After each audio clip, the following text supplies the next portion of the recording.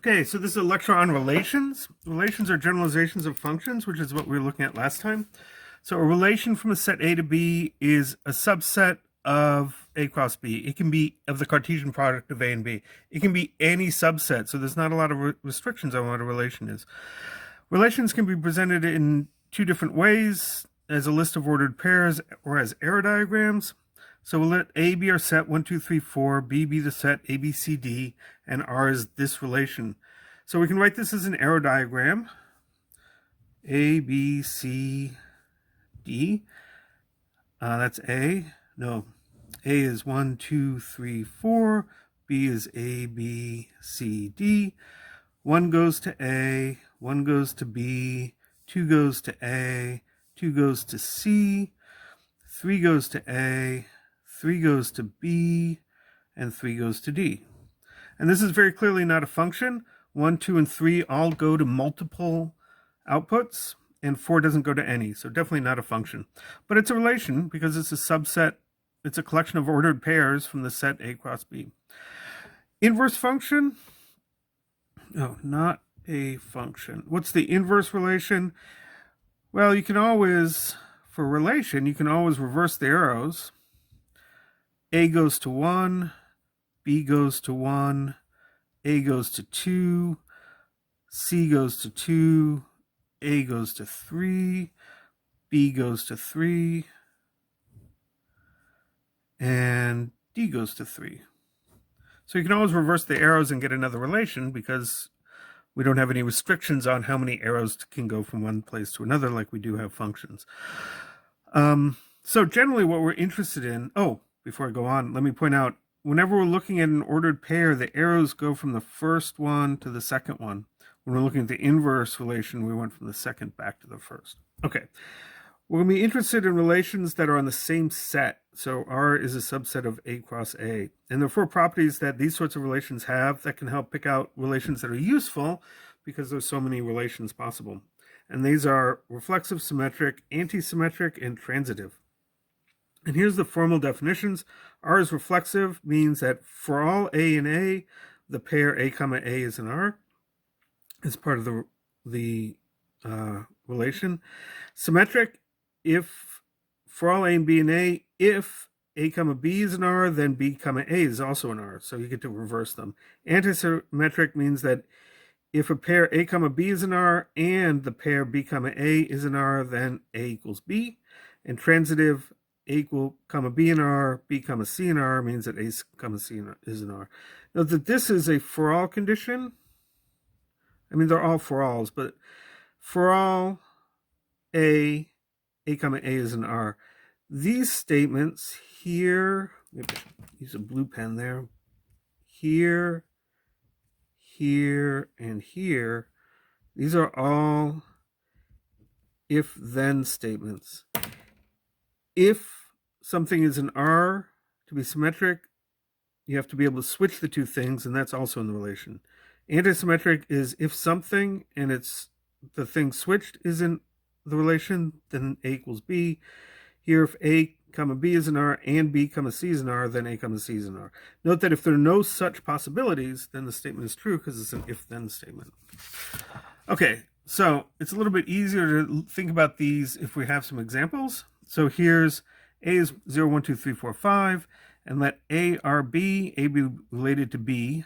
So A, R, B is the same thing as saying A comma B is an R, or just A is related to B. So let A is related to B if and only if A minus B is even. So list the ordered pairs of this relation. So 0 minus 0 is even. So 0, 0 is in the relation. 0 minus 1 is odd, so it's not. 0 minus 2 is even. So 0, 2 is in the relation. 0 minus 3 is odd. 0 minus 4 is even. So 0, 4 is in the relation. 0 minus 5 is odd. So 0, 5 is not. 1 minus 0 is odd. So that's not a pair. But 1 comma 1 is even because that's equal. 1 minus 1 equals 0. 1 minus 2 is minus 1. Not even. 1 minus 3 is minus 2. And that's even. So the pair 1 comma 3 is in our relation. 1 comma 4 is minus 3. That's not even. 1 minus 5 is minus 4. So that is in our relation. And now we do the same thing with 2. 2 minus 0, 2 minus 2, 2 minus 4, those are all even. 2 minus an odd number is going to be odd. So 2, 0, 2, 2, and 2, 4 are in our relation. What about 3? Well, 3 minus an even number will be odd, so we don't need to deal with the even numbers, but 3 minus an odd number is even. So 3, 1, 3, 3, 3, 5. 4, right? We can figure out the pattern now. 4 is going to pair up with all the other even numbers, and 5 will pair up with all the odd numbers. Great, so there's our list of ordered pairs. The digraph, just going to make a note here, digraph equals directed graph. That's where it comes from, right? Digraph. And it just means there are arrows on our graph. So we can note that the even numbers are all more or less connected, and the odd numbers are all more or less connected. So we have 0, 0, so an arrow there, 0, 2, and 0, 4. We have 1, 1, 1, 3, and 1, 5. 2, 0, well, we've got an arrow going this way, so we'll just throw an arrowhead on the other side. So we've got a two-way arrow. 0, 2 is in our relation, but so is 2, 0. 2, 2, and 2, 4. 3 is related to 1, so we can make that a double-headed arrow. 3 is related to 3, so we get a little loop there. 3 is related to 5. 4 is related to 0. Already one arrow going one direction, so we'll just make that a double-headed arrow. 4 is related to 2, so make that a double-headed arrow, and 4 is related to 4. 5 is related to 0. No, 5 is related to 5. And then 5 is related to 1, and 5 is related to 3. So there's our directed graph. 4 is related to 0, 0 is related to 4. So reflexive, yes, each number has a reflexive loop, right? So that's what these things are. Well, we'll do a little circling in blue there. Right, those are reflexive loops. They tell me that the element is related to itself. Also, 0, I've got 0, 0. For 1, I've got 1, 1. For 2, I've got 2, 2. For 3, I've got 3, 3. For 4, I've got 4, 4. For 5, I've got 5, 5. Right, so for each A in A, for each element of my set A, I have the pair A, comma A. Is it symmetric?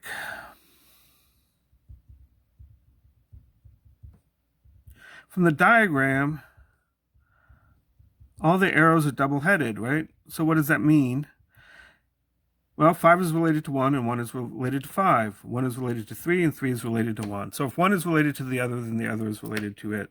So if I have 0, 2, right, for any ordered pair, if I have 0, 2, I've got 2, 0. If I've got 0, 4, I've got 4, 0.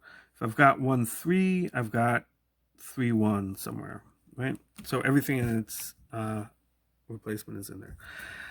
Antisymmetric? Well, no. Antisymmetric, I'm running out of space. Antisymmetric, no. Antisymmetric would mean we only have one arrow, and one-headed arrows, and we'll see that in the next example. But note that if something has got a symmetric pair, like 0, 2, and 2, 0, it's not going to be antisymmetric, because if something, to be antisymmetric, if something and its opposite, its inverse, are both in the set, then they must be the same thing. So symmetric, no. 0, 2, 2, 0 are in the relation, but 0 is not equal to 2. So it's not antisymmetric. And transitive is harder to see. right? And what transitive basically means is if you can go from 2 to 0 and 0 to 4, you should be able to go directly from 2 to 4, right? 2, 0 and 0, 4 are in the relationship, means that 2, 4 is also in the relation. So 2 to 0, 0 to 4, I can go directly from 2 to 4.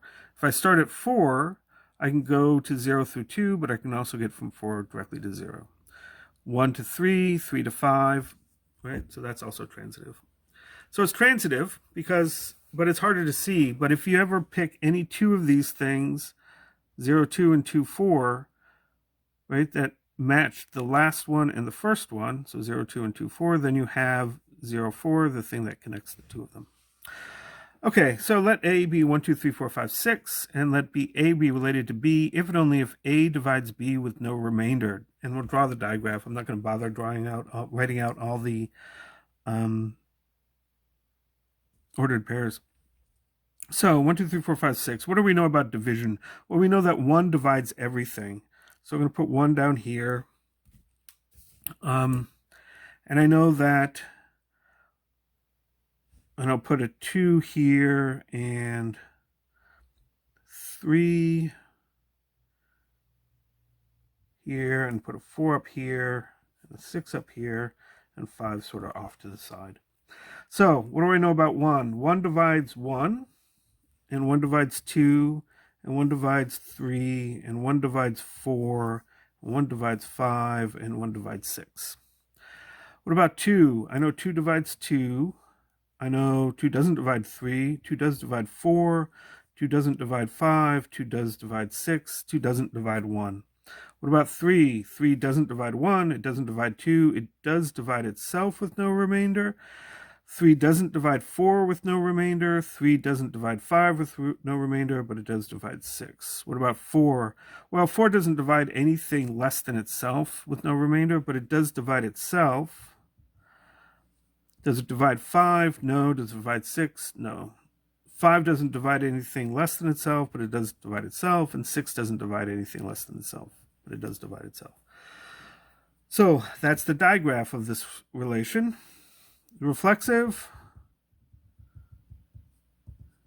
yes, everybody's got a loop, or if you think just about terms of this, any number divides itself with no remainder.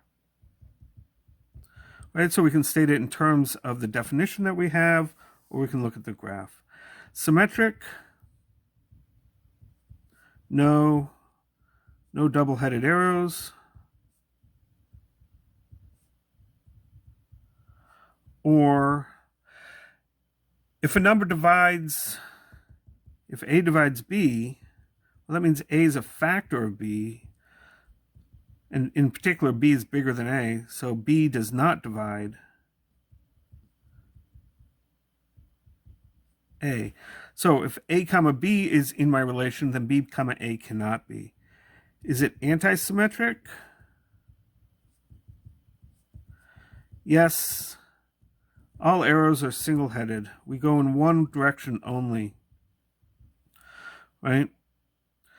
Or if A divides B and B divides A, well, what's the only way that can happen? Then that must be that they're the same number, right? If a number if A divides B and B divides A, then they actually have to be the same number. And is it transitive? Yes. If A divides B, if A is a factor of B and B is a factor of C, then A is a factor of C. So I'm not going to write that down because it takes a while. But you can see again, it's being transitive. If I can get from 1 to 2 and 2 to 4, then I should be able to go directly from 1 to 4. I can go from 1 to 2 and 2 to 6. I should be able to go directly from 1 to 6. And I think those are, and I can go from 1 to 3 and 1 to 6, and I can go directly from 1 to 6. Those are the only transitive things there. So this further example, checking reflexive symmetry, antisymmetry, is dealing with the list of RBI, which stands for runs batted in, leaders in baseball in the 2020 season. So A is the set of players. So this is my set A. And we define A is related to B if the difference in their RBIs is 0, 1, 2, or 3. So we have Abru. Is Abru related to himself? Well, 60 minus 60 is 0. So Abru is related to himself. Abru is not related to anybody else because the difference in the RBIs is at least 4. So Ozuna is related to Freeman.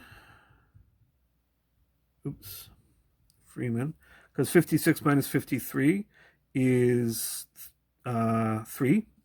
So that's okay. Ozuna is also related to himself. Freeman is also related to himself. Freeman is related to Voigt, because 53 minus 52 is 1. And Voigt is related to himself, of course, because 52 minus 52 is 0. Note that Freeman is not related to Ozuna. 53 minus 56 is minus 3, and we want a positive difference. So nobody can be related to anybody who's higher on the list to them. Voigt to Mikado, there's a drop of 5. So we have Mikado, and he's related to himself. We have Trout and Ramirez, and they're related to themselves. And we have Tatis, and Tatis is related to himself. Everybody's related to themselves because the difference can be 0, and Devers down at the bottom. And so you can tell that it is reflexive, right? Because everybody is related to themselves. Now Mikado and Trout, Mikado's related to Trout, Mikado's related to Ramirez. Trout and Ramirez are related to each other because 46 minus 46 is 0, regardless of who comes first. Trout is related to Tatis. Ramirez is related to Tatis. Trout is related to Devers. Ramirez is related to Devers, and Tatis is related to Devers. So there's our diagram. So, symmetric.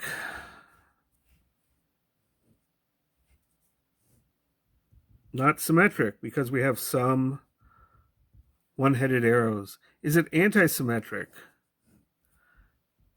Not anti-symmetric, because we have some double-headed arrows. So remember that symmetric means that every arrow is double-headed. Anti-symmetric means that every arrow is single-headed. If you have a mixture of the two, like you do in this graph, it's neither symmetric nor anti-symmetric. Is it transitive? And the answer is no, because we can go from Ozuna to Freeman and Freeman to Voigt, but you can't go from Ozuna to Voigt. So it's not transitive.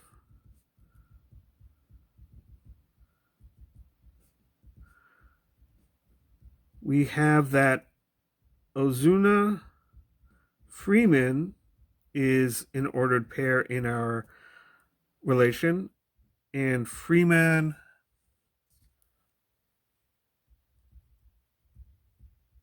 Voigt is an ordered pair, but not Ozuna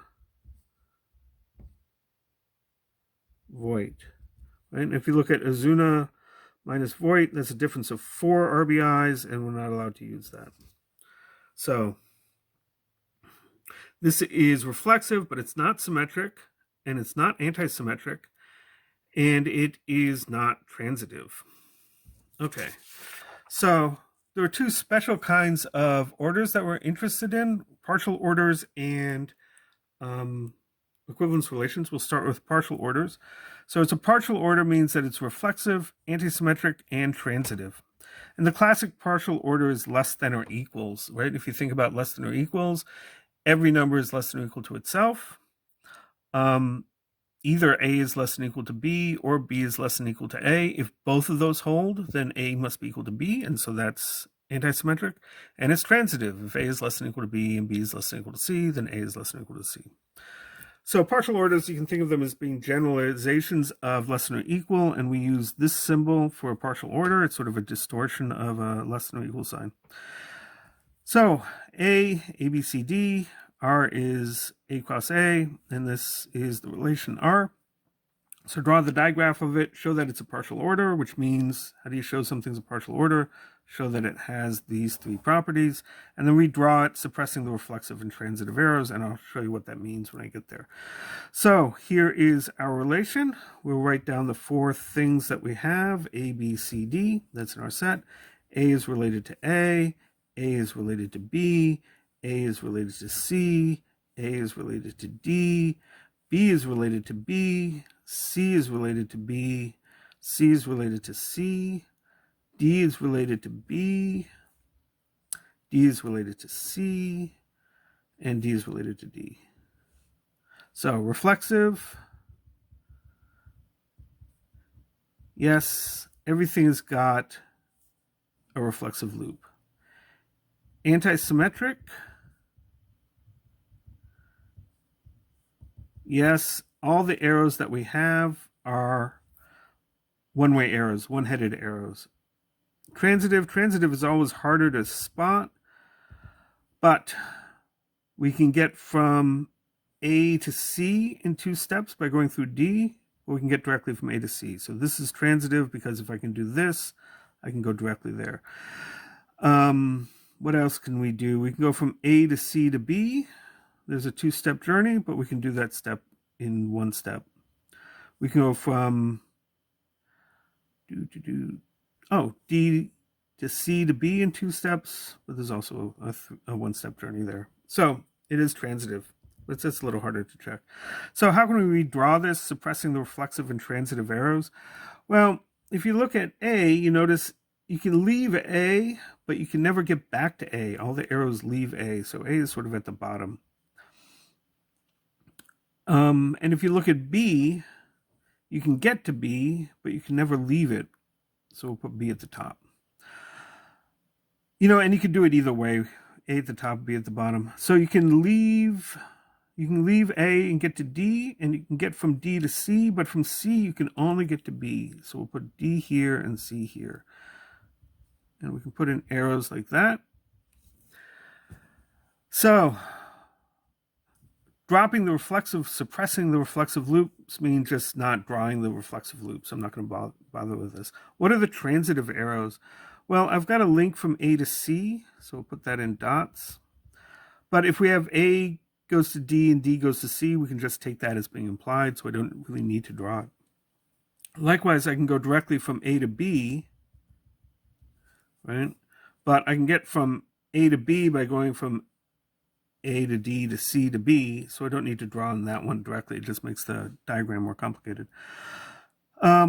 What was the other option we have? We can go directly from D to B as well. So that's my other transitive option, right? I can go from D to C to B, or I can go directly from D to B. So when we're drawing partial orders, sometimes we suppress the transitive arrows because that makes the diagram just really messy. So here's another version. This is a generalization of this one, right? This is a partial order because all the arrows are single-headed. It's reflexive, it's antisymmetric, and it's transitive. So natural numbers, 1, 2, 3, 4, 5, 6. A divides B if and only if A divides B with no remainder, and show that this is a partial order. Well, we'll draw the digraph. 1, 2. 1 divides 2. I'm not going to bother with the reflexive and transitive arrows. 1 divides 3. 4 divides 2. And what I mean by suppressing the transitive arrows, we know that 1 divides 4. So there should be a line going, an arrow going from 1 to 4. But we know 1 divides 2 and 2 divides 4. So that means that we can assume that 1 divides 4. 1 divides 5. 6. 2 divides 6. 3 divides 6. 7. 1 divides 7. 8. 8 is divisible by 4, so we'll put it up there. So 1 divides 2, 2 divides 4, 4 divides 8, so that means 1 divides 8 by transitivity. 9, 3 divides 9, 10, 2 and 5 divide 10, 11 is prime, so it has no divisors. 12, 4 and 6 divide 12. And you can see how this goes. 13 would be here. 14 is divisible by 2 and 7. 15 is divisible by 3 and 5. 16 is divisible by 8. So that's how this diagram of divisibility would go. And down at the bottom we have 1. This layer is prime numbers. These have 2 prime factors. These have 3 prime factors, etc. And so you can see how that pile goes. So is this a partial order? How do we tell if it's a partial order? We suppress too many arrows to just be able to look at the diagram. But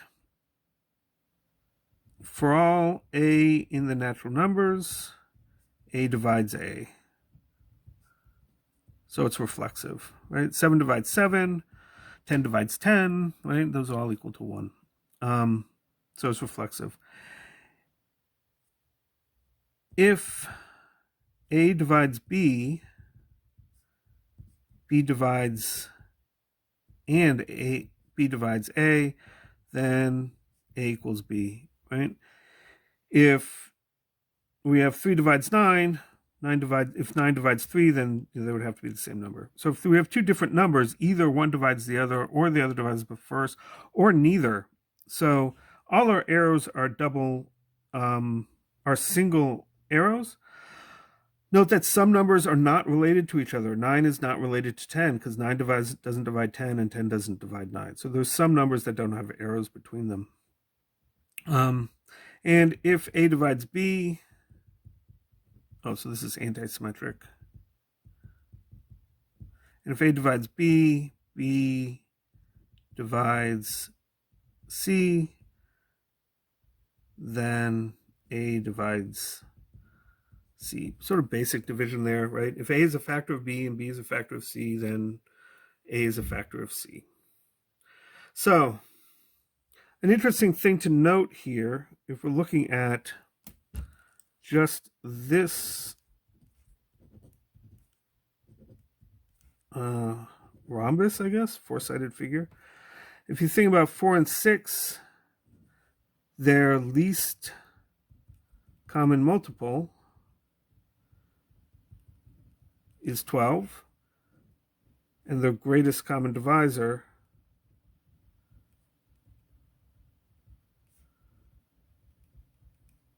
is 2, right? And so one nice thing about the divisibility thing is if you look at these little rhombuses you get, if you take 2 numbers, 12 is going to be the least common multiple, 2 is going to be their greatest common divisor. If you look at 2 and 5, for example, you get this grouping. 2 and 5, their least common multiple is 10, their greatest common divisor is 1. So that's partial orders. Equivalence relations are generalizations of equality, right? They're reflexive, symmetric, and transitive, and we usually write a triple equal sign instead of a double equal sign for equivalence relations. And so partial orders are a way to take a pile of data and put it into a particular order. First this, then that.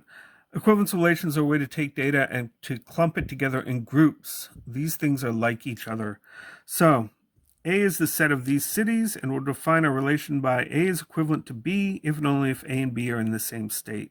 Is this an equivalence relation? Yes, it's reflexive. Bismarck is in the same state as Bismarck. Chicago is in the same state as Chicago. Duluth is in the same state as Duluth, right? If you have A and B, if you take A is equivalent to A, then a city is in the same state that itself is in.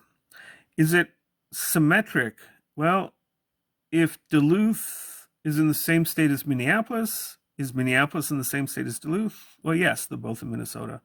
If Wade Park is in the same state as St. Cloud, is St. Cloud in the same state as Wade Park? Yes, they're both in Minnesota. So that's going to be symmetric. If 2 cities are in the same state, it doesn't matter which one you list first. And then transitivity, if city A is in the same state as city B, and city B is in the same state as city C, are A and C in the same state? And the answer is yes. So what does the digraph look like? Here we're just going to suppress the reflexive loops. So we have Bismarck is in North Dakota. Chicago is in Illinois. Duluth is in Minnesota. Fargo is in Bismarck. Fargo and Bismarck are in the same state. Bismarck and Fargo are in the same state. So a double-headed arrow there. Madison, we'll put out here. Milwaukee Well, Madison is in the same state as Milwaukee, and Milwaukee is in the same state as Madison, so a double-headed arrow there. Minneapolis. Duluth is in the same state as Minneapolis. Minneapolis is the same state as Duluth. Sheboygan. Sheboygan is actually a city in Wisconsin. It's where my partner Kate grew up. So Sheboygan and Madison are in the same state. Sheboygan and Milwaukee in the same state. St. Cloud. It's in the same state as Duluth, in the same state as Minneapolis. And then Waite Park, right, which is just outside of St. Cloud. That's the same state as these. Great, so there is our digraph. Note that we only have, we suppress the reflexive loops, but we only have double-headed arrows everywhere. So it's symmetric, but not anti-symmetric. And it's transitive because everything is, all these little groupings are fully connected, right? So Duluth and Minneapolis are in the same state. Minneapolis is in Waite Park in the same state, and we have an arrow that connects Duluth to Waite Park. And notice that what we get here is we actually have 4 pieces, and each piece is maximally connected, right? There's an arrow between every pair. We can call this cities in Illinois, cities in North Dakota, cities in Minnesota, cities in Wisconsin. So what an equivalence relation does is it clumps data together by finding a common property and saying, well, everything with this common property gets chunked together. So suppose Z is the integers, and there should be a little bracket closing that, and define our equivalence relation by X is equivalent to Y if and only if X minus Y is evenly divisible by 5. Okay, so what does that give me? Well, we'll start with 0. Is 0 related to 1? No. 0 minus 1 is minus 1. That's not evenly divisible by 1. What about 2? Is 0 related to 2? Nope. 0 minus 2 is minus 2. Not evenly divisible by 5. 1 minus 2 is minus 1. Not evenly divisible by 5. What about 3? Well, 3 isn't related to any of those. 4 isn't related to any of those. 4 minus 2 is 2. That's not evenly divisible by 5. But 5 is related to 0. 5 minus 0 is 5, and that's evenly divisible by 5, so those two are related. 0 minus 5 is minus 5, so those two are related. And 1 is related to 6, right? 6 minus 1 is 5, 1 minus 6 is minus 5. Likewise, 2 is related to 7, 3 is related to 8, 4 is related to 9. And we can get that 5 is related to 10, right? 10 minus 5 is 5. So those are related. 10 is also related to 0. 10 minus 0 is 10. 10 is evenly divisible by 5, right? 10 divided by 5 is 2. So 0 is related to 10. I'm not going to put in the transitive arrow there because it'll make the diagram really messy, though. 6 is related to 11. 7 is related to 12, right? 12 minus 7 is 5. 12 minus 2 is 10. 8 is related to 13, 9 is related to 14, 10 is related to 15, etc. You can see how this is building up. What about the negative numbers? Because we have to place those. Well, 4 is related to minus 1, right? Minus 1 minus 4 is minus 5. That's evenly divisible by 5. Minus 5 divided by 5 is minus 1. 4 minus 1 is 5. That's evenly divisible by 5. And then you can easily see that we get it to extend to the left. This next number would be minus 6, etc. So we get this diagram suppressing the reflexive arrows and the transitive arrows. So is this an equivalence relation? Well, by looking at the digraph, all the arrows are double-headed. 12 minus 7 is minus 5. 7 minus 12 is minus 5. So it looks symmetric and it looks transitive. But we can actually show it by looking at the definition. Reflexive, x minus x equals 0. That's evenly divisible by 5. Symmetric,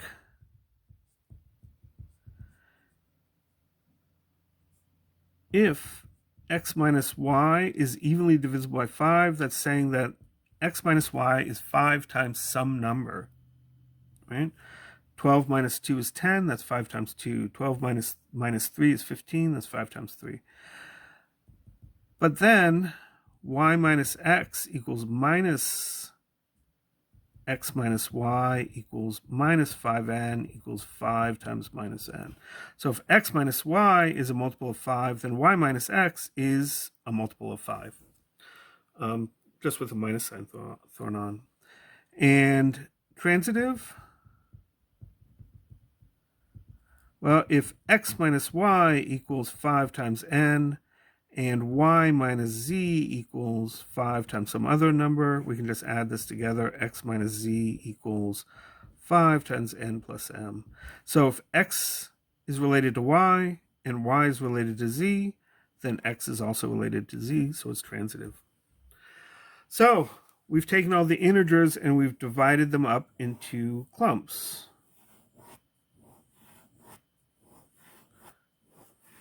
And what are these clumps? Well, we can classify them by the remainder, right? If you take any of these numbers and divide them by 5, you get a remainder of 0. Any of these numbers, when you divide them by 5, like 11 divided by 5 is 2 with a remainder of 1. So these have a remainder of 1. These have a remainder of 2. These have a remainder of 3. These have a remainder of 4. So just like the cities could be broken up by state, here the numbers can be broken up by the remainder when they're divided by 5. So these chunks here, these are called equivalence classes. Chicago is equivalent only to itself. Bismarck and Fargo are equivalent to each other. Duluth, St. Cloud, Minneapolis, Wake Park are all equivalent. Madison, Sheboygan, Milwaukee are all equivalent. So we had a pile of data, the set A, and we wanted to group them by state. And anything that's in the same state is equivalent.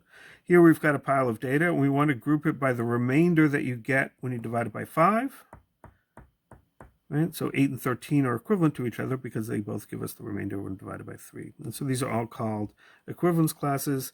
So the digraphs have a particular shape. They're divided into groups that are completely connected within the group, and no connections across groups. So completely connected, remember that transitivity would mean 3 is related to 13, and 13 is also related to minus 2. I suppressed all the transitivity arrows because it would just make everything too messy. So this leads us to a further definition in the theorem. A partition of a set, that should have been underlined. A partition of a set is a collection of disjoint subsets, so non-overlapping subsets, that includes all of the set. And an equivalence relation creates a partition of a set. And if you have a partition, then you get an equivalence relation. The sets in the partition created by an equivalence relation are called equivalence classes. So let A be the set of all English words, and let the equivalence relations be 2 words are related to each other, right? A and B are members of the set A, so they're words. So they're equivalent if and only if A and B have the same number of letters. So show that this is an equivalence relation. So, well, what are the one-letter words?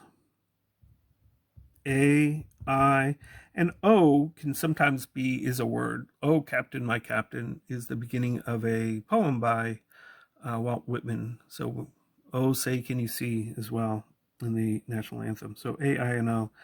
So these is one equivalence relation. How do we denote equivalence relations? Well, you can pick any element of it and put it inside square brackets. This is you can read this as the equivalence class that contains A. So that's the set AIO.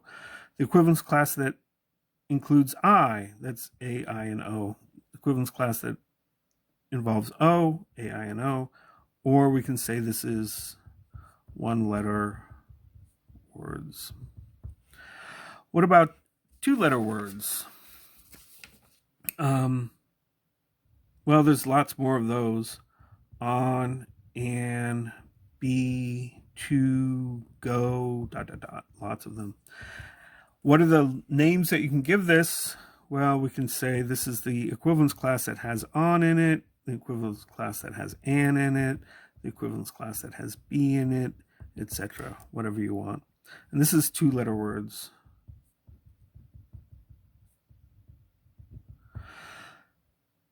What's the next equivalence class? Well, we're classifying our data by how many letters are in the word. So the next batch would be 3-letter words like to, or the, or cow, or cat, or dog, ... And so we would call that the equivalence class of 2, the equivalence class of the, ... 3-letter words. And you can pile them all up. One interesting question is, how many equivalence classes are there?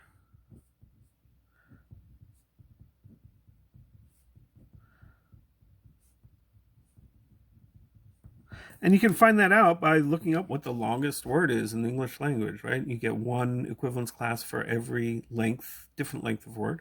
Look up the longest word and see how long it is. And that would give you an upper bound. It's not clear that, if there's a 100-letter word, that necessarily is a 99-letter word. But if the longest word has 100 letters, you don't have more than 100 equivalence classes. But it's interesting to look that up. The longest word in the English language is actually very long.